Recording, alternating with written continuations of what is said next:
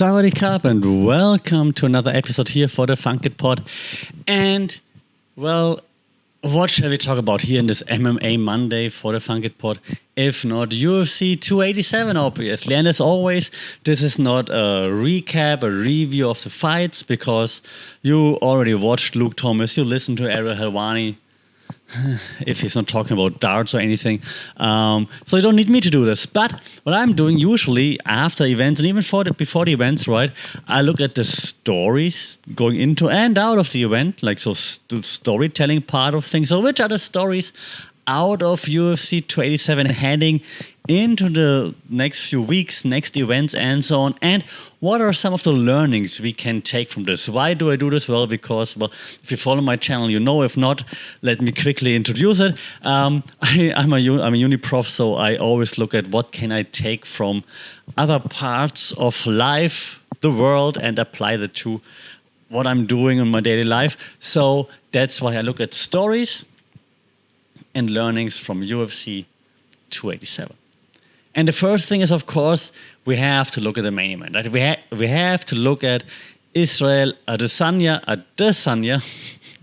hey Ariel, Adesanya and Alex Pereira, of course, poor Atan. So what's the story? What's the takeaway? What are the learnings, right?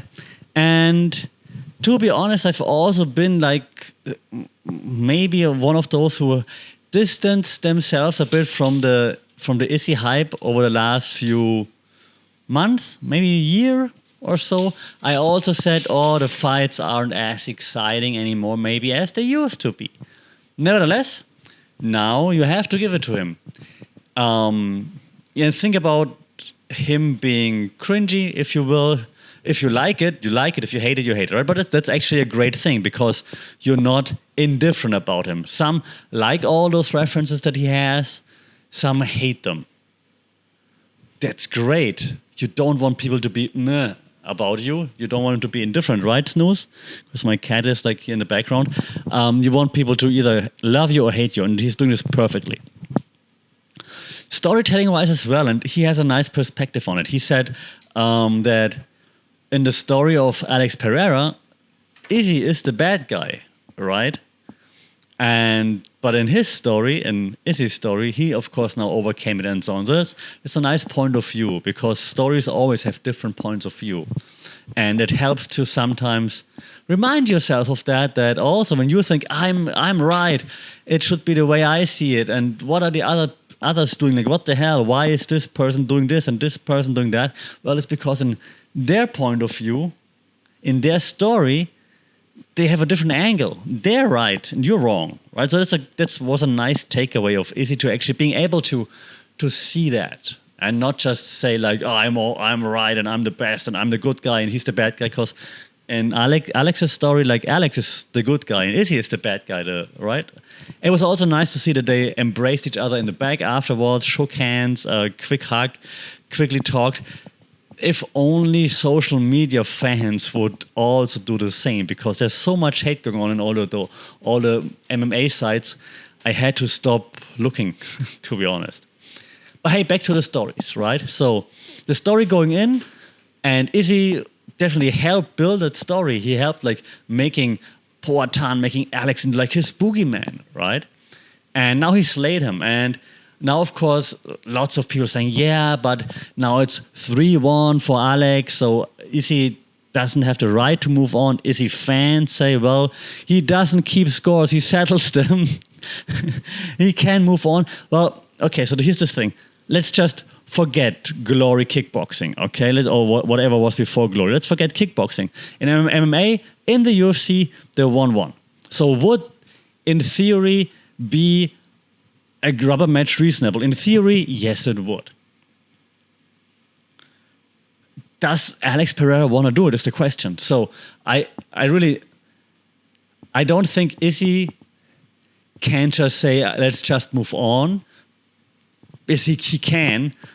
Maybe he shouldn't because it's 1-1, right? Yes, he won the last fight until he got caught, but hey, it's still 1-1, right? So in theory, a rubber match would make sense.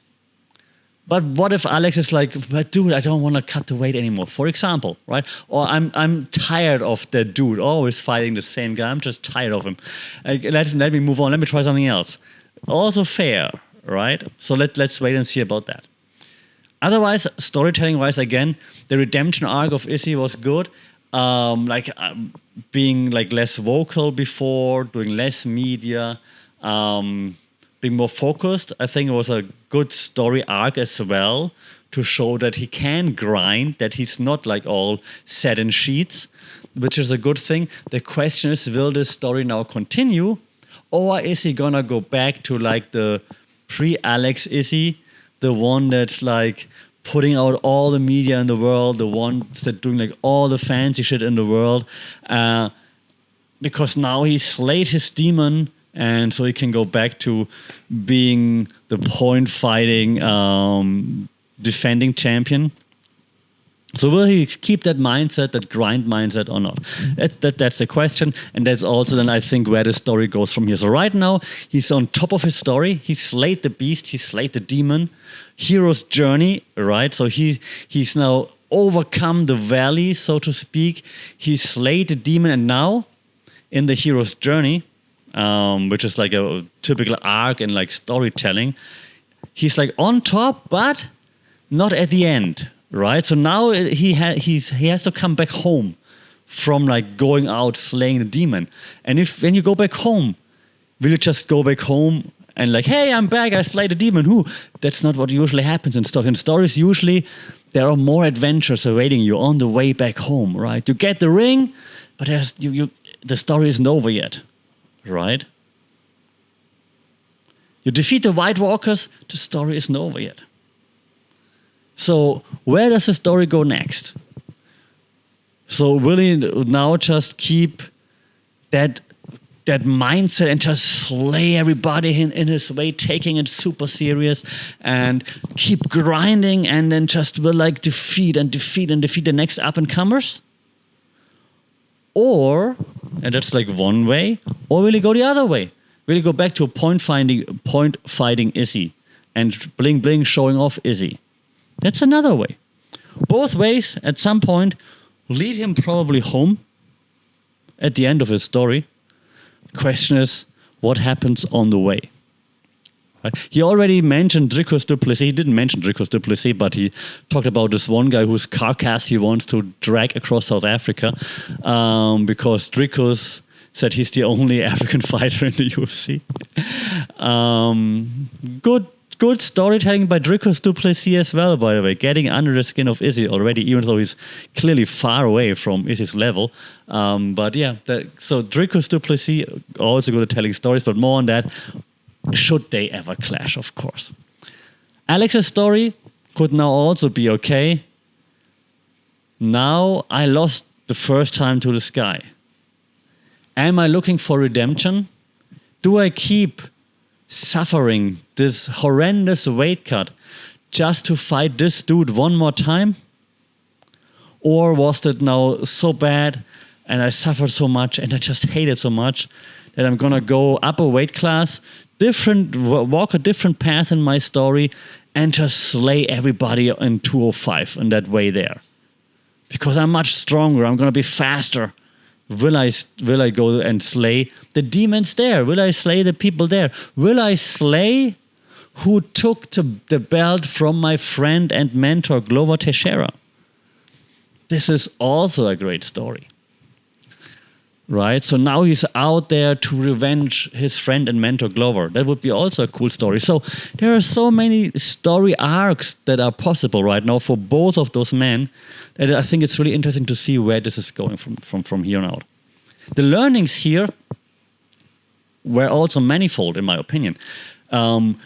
Is his post-fight speech fantastic? So great learning there. Yes.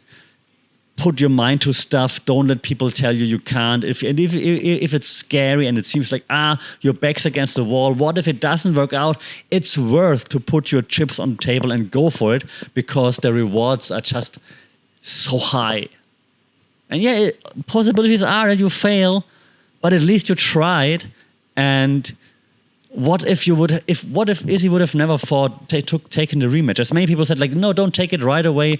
Play it safe, get one back, so that you build your ego and blah blah. And he's like, no, I'm putting it all in. I'm going all in, put it all on the table because I believe in myself. So that's a great lesson to learn. That's a great takeaway there. People need to risk more stuff. It's in a smart way, and not in a stupid way. Risk stuff in a way where I'm good at this. I'm gonna put my chips on where I'm good at, where I excel. Don't be like, I'm a math major and now I'm gonna go be a full-time martial artist, so for example, right? Unless martial arts is your passion, blah, blah. So I think that's a good takeaway. Second takeaway, they are hugged afterwards. They embrace each other. They gave each other compliments. You don't need to be enemies with people you disagree with people that challenge you in sports, in martial arts, maybe even in life. There will be people you disagree with at work, in life, amongst your friends, whatever. You don't need to hate on them or you don't need to wish bad upon them. You can embrace each other still. You can still learn things. Izzy said the leg kicks by Pereira were so sneaky. He knew they were coming and he still got them. So he's going to learn them from him. You can't take things away from others. You don't need to hate on other people all the time. It's a great learning from that fight as well, or from that whole situation, that whole rivalry. So I think overall, this main event at UFC 287 delivered, obviously. The knockout will stand the test of time as one of the greatest knockouts ever, probably. The post-fight celebration, the post-fight speech was fantastic. But overall, the way Izzy, but also, and maybe even especially, Alex Pereira behaved afterwards and just took it on the chin, quite literally, is commendable. And this is a great learning for life from this event, in my opinion.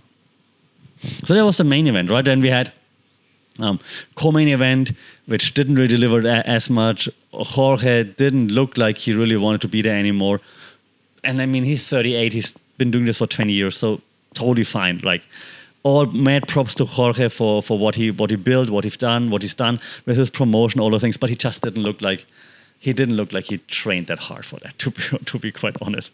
Which is fair, because now his story, right, he's closer to the end than Izzy in his martial arts story. And now he's going another way. He's going a way of like being a promoter and putting on shows and stuff like this, right? He doesn't need to be there anymore.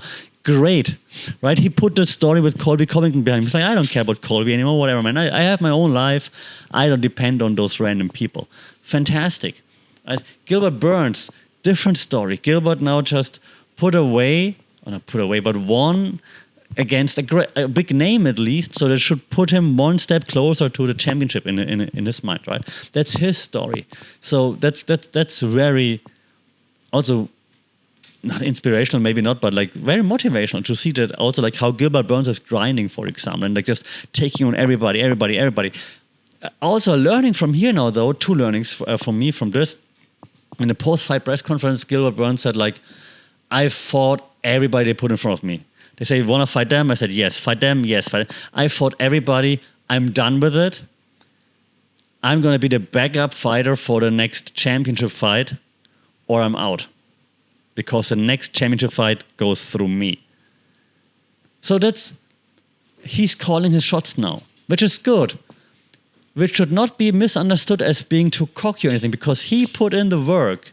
He's been fighting everybody at any time for such a long time, and he's been winning, that he, and I don't use this word lightly, deserves to call his shots now. Bo Nickel, on the other hand, for example, and no offense towards Bo Nickel, who said, yeah, I'm coming for Izzy, he didn't deserve it yet. His last performance, yeah, he won, but not great. So put in the work first, then call your shot. Gilbert Burns, put in the work, he can call a shot now. So that's also great learning. Like, if you put in the work, you can call shots. If you don't put in the work, you can't call shots unless you're Colby Covington and you have something on Dana White. That was a joke. Maybe. All right. Last learning in this division, Belal Muhammad was on the mic. And of course, he's sour about it. Understandably. even though he got pieced up by Leon until the eye poke happened. But hey, Belal is sour. But being all passive-aggressive towards your boss now, I'm not sure if that's the best course of action, unfortunately. And I'm not a Dana White fan, obviously. But I'm not sure if that does Belal any favors right now, being like all passive-aggressive. While,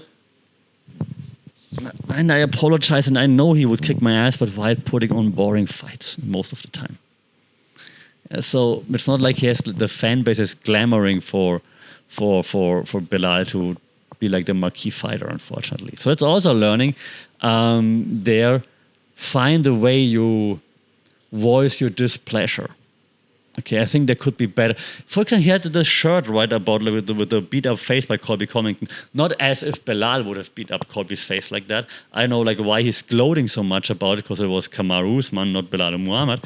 But trying to trigger Colby is probably the better idea than going after Dana White. So trying to trigger Colby, I think, is probably the good idea. I don't think it works. I think Colby Covington is unfortunately too smart for that. But maybe that angle would work better than going after the boss man. All right. A few other quick learnings. I don't want to do this for every fight, obviously, but a few other quick learnings are that sometimes the youth, if you're young, you think like, the world belongs to you and you just need to grab it. And it was just nice to see that sometimes age or experience still do matter, right? We've seen it twice. Like it's not like Adrian Yanez is like super young, but he's young to the championship level picture, right? It was a huge step up for him to fight Rob Font, and Rob Font just showed him like, hey, yeah, I lost a few now, but hey, I'm still Rob Font. I'm still number 6 in the world. There's levels to this, and let me show you my level. So, and I'm not huge, but I liked Yanez before. I still like him, but I think that was just a good takeaway here. I'm a bit worried that he was yelling at his coach in the corner, but maybe it was just disappointment. I'm not sure. But if he takes the right lessons from this again, then he will just improve, right? So then this can be a good thing. This bad thing that just happened, that he got knocked out, can be a good thing if he makes the right adjustments, has the right learnings in here. The same, and yes, me as an old guy is happy that the old guy, Christian Rodriguez, C-Rod, the old guy with 25 years of age, showed the young kid with 18 years of age like that there's levels to this. I was very impressed, like the way the fight went, that C-Rod was so composed, and that he just showed you can't just steamroll as an 18-year-old thinking you know everything, you're better at everything than anybody else. That's just impossible. That's just how life is. If you're 18, and even if you feel like you're like on top of the world and you're like the strongest, the fastest, the smartest, you're not. And knowing that you're not is very important, because this will make you work harder. And I think that's a lesson that Raul Rosas Jr. now learned. He's like, okay, I got all the potential in the world. I just need to find better ways to harness it. Maybe also better corner, just saying, but yeah, to harness it. Like take this as a learning. See, oh, this didn't work. I can't just roll over everybody. I need to maybe watch more tape, maybe be more well-rounded, maybe know their strength and how to exploit them. And then I will go on and beat more people. Yeah, same thing in real life. You can't just come from university and be like, hey, I'm just a fresh grad and I should do this, should get like $1 million baht, whatever. It's not how it works. And that's also a great learning there, I think. Okay, but last learning from all of this, it's still great that everyone on the card, everyone at the UFC takes chances. And I think that's just something inspirational. That's why I like martial arts so much. It just shows you that if you take chances, you can get rewarded. You will get rewarded eventually. So that's a big learning and a big takeaway for this. The stories from UFC 287 and the learnings and takeaways from UFC 287. Take chances, because the rewards will be so sweet if you eventually get those rewards. That's it for me for my quick recap on UFC 287 in regards to stories and learnings. Let me know which stories you found the most inspiring, which learnings or which takeaways you had from UFC 287. Shout out in the comments, on social media, @funkitpod, email funkitpod@gmail.com. Don't forget to like, share, subscribe, rate this podcast so more people will find us. And as always, don't forget to keep your guard up. Take care, stay safe, and we'll talk soon. Sawadee Cup.